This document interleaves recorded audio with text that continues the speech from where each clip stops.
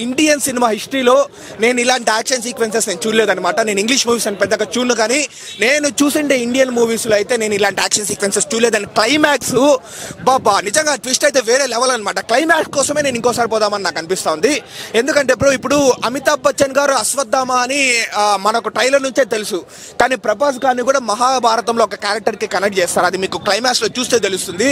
అది నేను ముందే చెప్తే స్పాయిలర్ అవుతుంది, పెద్దగా ఎంజాయ్ చేయలేరు. కానీ so action sequences climax next level. Minus ఏదన్నా అంటే ఫస్ట్ హాఫ్ లో కొంచెం స్లో పేస్ నరేషన్ ఉంటుంది, కానీ బట్ ప్రతి మూవీలో మైనర్ ఫ్లాస్ ఉంటాయి. ఆ మైనర్ ఫ్లాస్ ని మనం యాక్సెప్ట్ చేసి బయటకు వస్తే మూవీ నిజంగా ఎక్సలెంట్ గా ఉంది. అండ్ ఓవరాల్ గా మంచి మూవీ బ్రో, బాగా మనకు హ్యాపీ అనిపిస్తుంది అనమాట. ప్రభాస్ గారి ఫ్యాన్స్ సాటిస్ఫై అవుతారు, స్టోరీ కావాలనుకునే వాళ్ళు సాటిస్ఫై అవుతారు. అండ్ ఇది నాట్ ఓన్లీ ప్రభాస్ గారి మూవీ అనమాట, అమితాబ్ బచ్చన్ గారు కూడా ఈక్వల్ స్కోప్ ఉంది ఇద్దరికి, అమితాబ్ బచ్చన్ అండ్ ప్రభాస్. సో వాళ్ళిద్దరు మూవీ అని మనం చెప్పొచ్చు. అండ్ ముఖ్యంగా బ్రో ఒకటే ఏంటంటే మన చరిత్ర, మహాభారతము అనే మన చరిత్రని కనెక్ట్ చేసి సైన్స్ ఫిక్షన్ ఎలిమెంట్స్ యాడ్ చేసి తీస్తారనమాట. అదైతే మనం డెఫినెట్లీ మెచ్చుకోవాలి. అండ్ చాలా క్యామియోస్ ఉన్నాయి. మీకు చాలా మందికి తెలిసే ఉంటుంది, దుల్కర్ సల్మాన్, విజయ్ దేవరకొండ, మృణాల్ ఠాకూర్, కేవలం హీరోయిన్స్నే కాదు డైరెక్టర్స్ కూడా వదలలేదనమాట. రామ్ గోపాల్ వర్మ, రాజమౌళి వీళ్ళందరినీ కూడా పెట్టినారు. ఓవరాల్ గా హ్యాపీగా వచ్చి ఎక్స్పీరియన్స్ చేయండి, మంచి మూవీ. బాహుబలి తర్వాత ప్రభాస్ గారి బెస్ట్ మూవీ ఆబ్వియస్లీ ఇదే, దీని తర్వాతే సలార్ కూడా. ఇది నా పర్సనల్ పాయింట్ ఆఫ్ వ్యూ, మళ్ళీ మిగతా వాళ్ళ గురించి నాకు తెలియదు. నేను జీరో ఎక్స్పెక్టేషన్స్ వస్తాను బ్రో ఏ మూవీకైనా, ఎందుకంటే ఇప్పుడు మనం 10 కోట్ల మంది ఉన్నాం తెలుగు వాళ్ళు వచ్చేసి. సో ప్రతి ఒక్కరికి ఒక్కొక్క పాయింట్ ఆఫ్ వ్యూ ఉంటుంది అనమాట. 10 కోట్ల పాయింట్ ఆఫ్ వ్యూతో వస్తే డైరెక్టర్కి ఉండేది ఒక పాయింట్ ఆఫ్ వ్యూవే కదా. సో నేను ఏ మూవీకైనా జీరో ఎక్స్పెక్టేషన్స్ వస్తాను. సో నాకైతే నిజంగా బాగా నచ్చింది. అదే చెప్తున్నాను కదా, జెన్యూన్ గానే ఫస్ట్ హాఫ్ లో మైనర్ ఫ్లాస్ కొన్ని ఉన్నాయి. కొంచెం అరే ఈ సీను ఇంకొంచెం బెటర్గా పెట్టిండొచ్చు కదా, అసలు ఈ సీన్ ఎందుకు, ఇక్కడ ప్రభాస్ గారికి ఇంకొంచెం స్కోప్ ఇచ్చినట్టే బాగుండేది కదా, అవి మనకు అనిపిస్తుంది. బట్ కానీ మైనర్ ఫ్లాస్ ప్రతి మూవీలో ఉంటుంది. సెకండ్ హాఫ్కి వచ్చేసరికి ఓవరాల్ గా సూపర్ గా ఎంజాయ్ చేస్తారు అందరు. మూవీ చాలా బాగుందన్న. కల్కి మూవీ అసలు ఎక్కడ మాత్రం కూడా కాంప్రమైజ్ కాలేదు. ప్రొడక్షన్ వాల్యూస్ కానీ, బ్యాక్గ్రౌండ్ మ్యూజిక్ కానీ, ఆర్ఆర్ కానీ ఎవ్రీథింగ్ చాలా బాగుంది. ఒకటైతే చెప్తాను, నిజంగా విజయ్ దేవరకొండ క్లైమాక్స్ మాత్రం అద్దర కొట్టేశాడు, దుర్ల కొట్టేశాడు. మెయిన్ ఏంటంటే సినిమా ఎంట్రీ అయితే ప్రభాస్ అన్న సినిమా స్టార్ట్ అయిన 20 minutes తర్వాత ఉంటాడు. ఎంట్రీ అయితే అద్దరిపోయింది. సూపర్ డూపర్ హిట్ మూవీ, ప్రతి ఒక్కరు కనెక్ట్ అయిపోతుంది. అలాగే విజయ్ దేవరకొండ క్యారెక్టర్ అయితే ఇంకా నెక్స్ట్ లెవెల్ చెప్పాల్సిన అవసరం లేదు. కానీ ప్రభాస్ అన్న అయితే ఎంట్రీ మామూలుగా లేదు భయ్య, ఎంట్రీ అయితే అద్దరిపోయింది. సూపర్గా ఉంది సినిమా, ప్రతి ఒక్కరికి నచ్చుతుంది. ఎక్కడ నాకు తెలిసి అయితే ఇలాంటి రికార్డులు అయితే బాహుబలిని మించిపోయిన రికార్డులు మళ్ళీ క్రియేట్ చేయాలంటే కల్కి సినిమా మాత్రం అసలు కలెక్షన్లు అయితే చాలా బాగున్నాయి. నాకు తెలిసి 1 week దాకా కూడా ఎక్కడ సరిగ్గా టికెట్లు అయితే దొరకలేదు. చాలామంది బ్లాక్లు అమ్మడము లేకపోతే వేరే విధంగా తీసుకోవడం జరుగుతుంది. కానీ అసలు కల్కి సినిమాకి అయితే 1 week దాకా అయితే టికెట్లు అయితే దొరకాయి. ఈరోజు ఐమాక్స్లో 2 విషయాలు అయితే చాలా ఫ్యాన్స్కి అయితే హ్యాపీగా నిలిచింది. ఒకటైతే మా ప్రభాస్ అన్న వాళ్ళ మదర్ రావడం, సినిమా చూడడం, అలాగే ఐమాక్స్కి బుజ్జి రావడం, అసలు ఎక్కడ చూసినా ఫుల్ క్రౌడ్ అనమాట. చాలామంది బుజ్జితో ఫోటో తీయాలనుకున్న వాళ్ళు ఈరోజు ఐమాక్స్ దగ్గర రండి, ఎందుకంటే ఒక 2-3 days మాత్రం ఇక్కడ బుజ్జి ఉంటుంది ఐమాక్స్ ముందు. ప్రతి ఒక్కరు అలాగే బుజ్జితో ఫోటో దిగి ఐమాక్స్లో మంచి సినిమా చూసి హ్యాపీగా ఫ్యామిలీతో ఎంజాయ్ చేసి వెళ్ళిపోవచ్చు అనమాట. ఎక్కువ రోజులు అయితే బుజ్జి అయితే ఇక్కడ ఉండదు, నాకు తెలిసి 2 days అని చెప్పారు. నాకు గ్రాఫిక్స్ అయితే అసలు గ్రాఫిక్స్ అనేది కానీ, ఆ వెలివేషన్స్ కానీ, ఆ సినిమా ఆటోగ్రాఫీ కానీ ఎవ్రీథింగ్ చాలా బాగుంది. ఆ లొకేషన్స్ కానీ, అలాగే డైరెక్షన్ కానీ, నాగేశ్వరన్ గారి డైరెక్షన్ అయితే అల్టిమేటెడ్ భయ్య. నిజంగా 100కు 200 మార్కులు అయితే వేయచ్చు. ఎందుకంటే ఇప్పుడు ఒక నిమిషం నాకు తెలిసి ప్రభాస్ అన్న బాహుబలి సినిమాలో రాజమౌళి గారు చూపించిన దానికంటే డబల్ చూపించాడు. సూపర్ అన్న, గ్లామర్ కానీ, ఆ హెయిర్ స్టైల్ కానీ, బీట్ కానీ ఎవ్రీథింగ్ చాలా బాగుంది.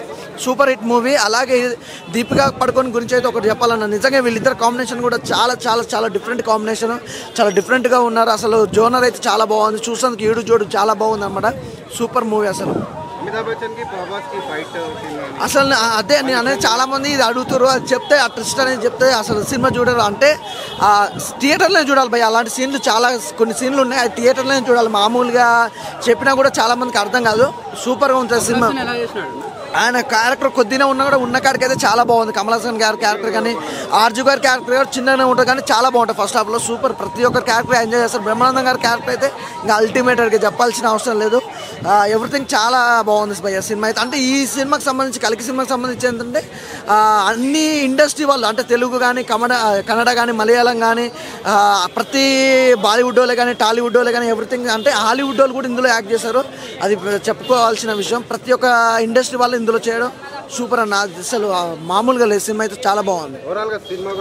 ఓవరాల్గా సినిమా గురించి చెప్పాలంటే కల్ట్ భయ్య, ప్రభాస్ అన్న గురించి చెప్పాలంటే ఈ సినిమాకి సంబంధించి నేను బాహుబలి సినిమా రికార్డులు మించిపోయింది సినిమా. క్రియేటివ్ కానీ ప్రేక్షకుల్లో ఫ్యాన్స్లో ఎక్కడ తగ్గకుండా ప్రభాస్ గారిని ఒక గొప్పగా చూపించడం ఒక హైలైట్ ఉంది.